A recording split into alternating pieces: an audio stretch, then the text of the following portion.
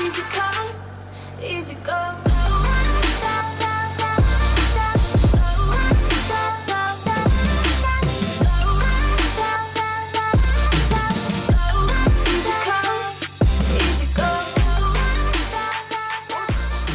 Mavinin ve yeşilin birbirine doyduğu Türkiye'nin en güzel tatil beldelerinden olan Muğla'nın Akyaka beldesindeyiz arkadaşlar bu hafta. Hadi gelin hep beraber gezelim. Ve aşağı o virajlı yolları inerken böyle güzel bir seyir terası var.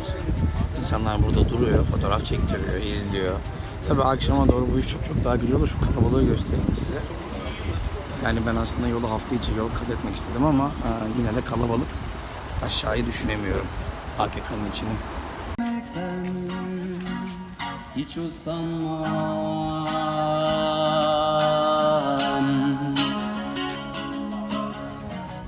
İlk başta böyle bir yere tostu açmış, yani içeride güzel bir yer.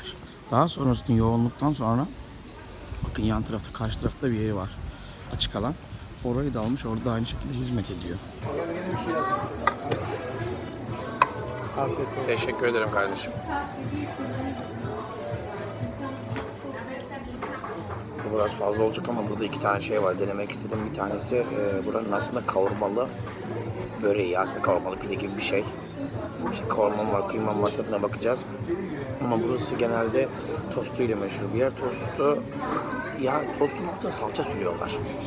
Benim çocukluğumda da salçalı tost yapardım. Çok güzel olur. Burada böyle bir şey var. Size tostun görüntüsünü göstereceğim, şöyle bir şey.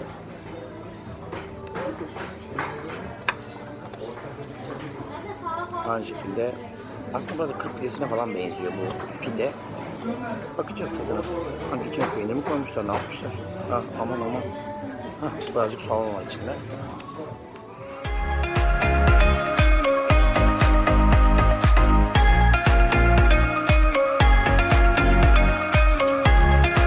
Tostu gerçekten güzel.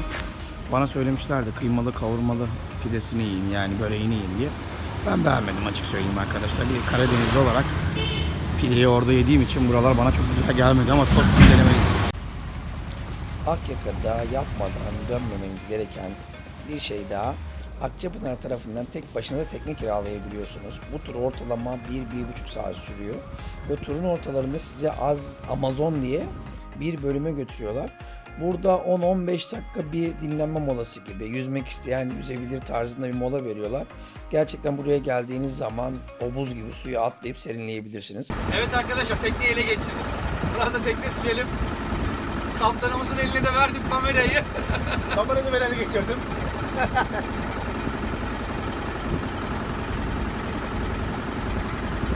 Bunu kullanırmışız usta ya.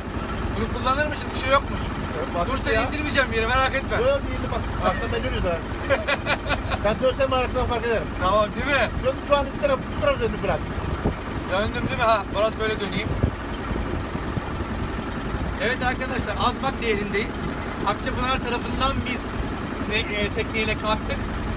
Bu tekneler özel olarak kalkıyor. Siz kişiye özel bu tekneyi alıyorsunuz. 1 saat. Kaptanım kaç saat sürüyor? 1 saat 15 dakika. 1 saat 15 dakika sürüyor. Ortada bir yerde durup yüzeceğiz değil mi? Amazon nehirde 15 dakika mola veriyoruz. Amazon denilen nehirde 15 dakika mola vereceğiz. Orada buz gibi suya gireceğiz. Sonrasında geri döneceğiz.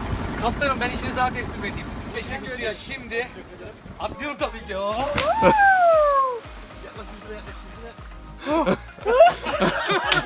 Çok mu soğuk? Hayır. Altı çamur, ayakları çamura giriyor, sonra çıkıyorsun.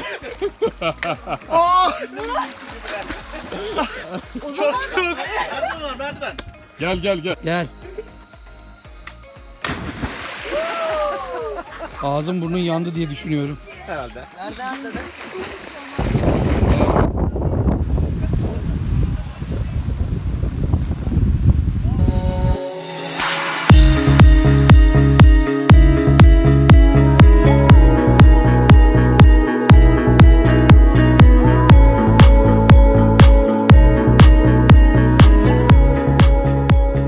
Merhaba arkadaşlar.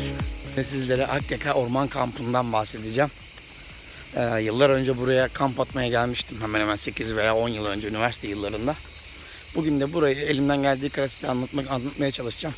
Hadi gelin başlayalım.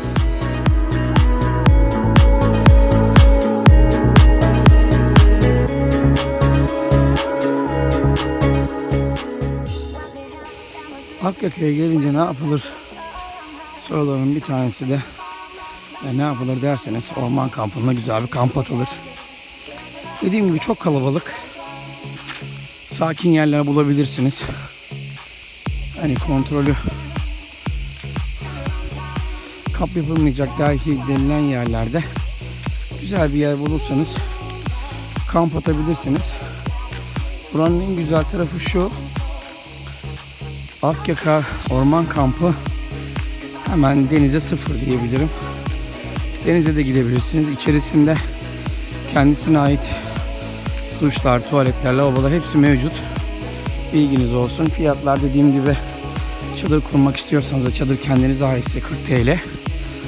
Onun haricinde kişi başı 5'er TL ücret alıyorlar.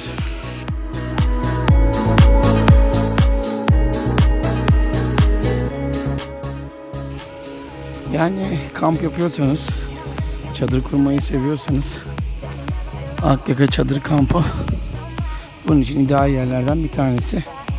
Dediğim gibi ben bir 8 veya 10 yıl önce gelmiştim üniversite yıllarında.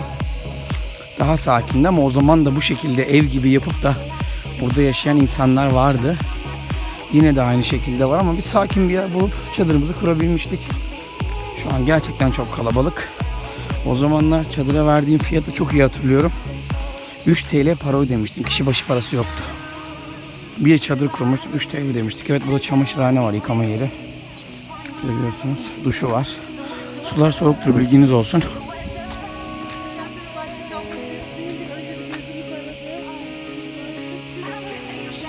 Yani burada insanlar bir de aile haline gelmişler. Hani geçen sene buradaydınız, bu sene de sizi gözümüz aradı. Bu sene de geldiniz mi? Yani demek ki insanlar her yıl geliyor hemen hemen buraya. Ya yazlık haline getirmişler dedim ya, çok güzel bir şey. Devam ediyorum böyle.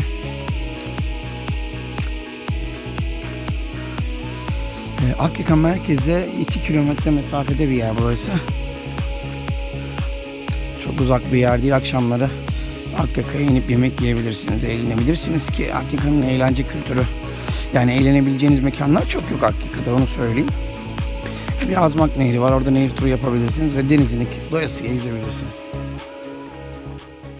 Şimdi de Akyaka merkezdeyim. Merkez küçük bir alan. Buradan tekne turlarının olduğu yere doğru gideceğim. Akyaka'nın içine demiştim, az mavi tekne turu kalkıyor. Burada toplu olarak kalkıyor ama kalabalık olarak kalkıyor. Küçük bir yer, kalabalık bir yer, onu söyleyeyim.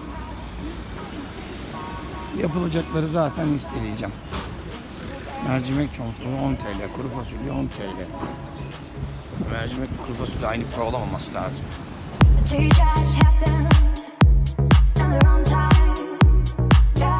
Burada bir otel, büyük otel bulamazsınız ama küçük küçük apartlar mevcut. Bakın karşınızda hemen Zeytin Apart var. Burada bir tane bistro bar, var. Burası trafiğe kapalı, 1+1 boş oda varmış mesela. Arın Apart. Hep mi boş? Ama buranın mimarisi Bodrum'a göre daha farklı. Ahşap yapılar. Sanırım bir tane yazar burada çok güzel bir ev yapmıştı. Güzel mimarisi olan bir ev. Sonrasında da Akyakalılar evlerini hemen hemen o mimariye benzer bir şekilde yaptırmışlar. Su altı, su üstü, yeşil, mavi, turkuaz renklerin görüldüğü dünyada ender yerlerden bir nehirdir ayrıca. 40 santimetreden 10,5 metreye kadar muhtelif derinlikler mevcuttu. 3 çeşit balık yaşar, levrek, kefal, yılan balığı. 1. dereceden doğal sit bölgesidir, amatör de olsa her türlü avcılık yasaktır. Körfez'de 5 azmak vardır, Akçapınar azmağı, Gökçe azmağı, Çınar azmağı, Kör azmak, bir de kadın azmağı dediğimiz burası. Su altında maydanoz gibi görmüş olduğunuz otlar su teresidir. Tüketilmesine herhangi bir sakınca yoktur. Nehrin temizliği tarafımızdan düzenli bir şekilde yapılmaktadır. Yaklaşık 100 çeşit kuş ile 300 çeşit bitki mevcuttur. Sormak istediğiniz soru varsa yardımcı olurum sizlere. Hepinize iyi tatiller, sevgiyle kalın, eksik olmayın.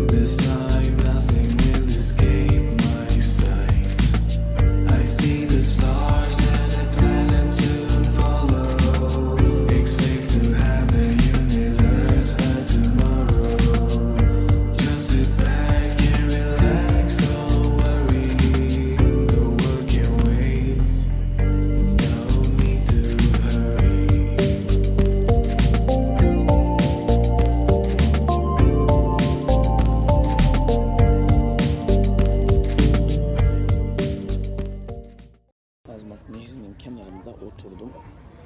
Balık ekmek yiyeceğim. Saat akşam yaptık. Artık bu geziyi bitiriyoruz. Yer çok güzel. Yani şu an manzaramızı göstermek isterim. Manzaram böyle. Buradan tekneler geçiyor. Manzaraya karşı şu an yemeğimi yiyorum.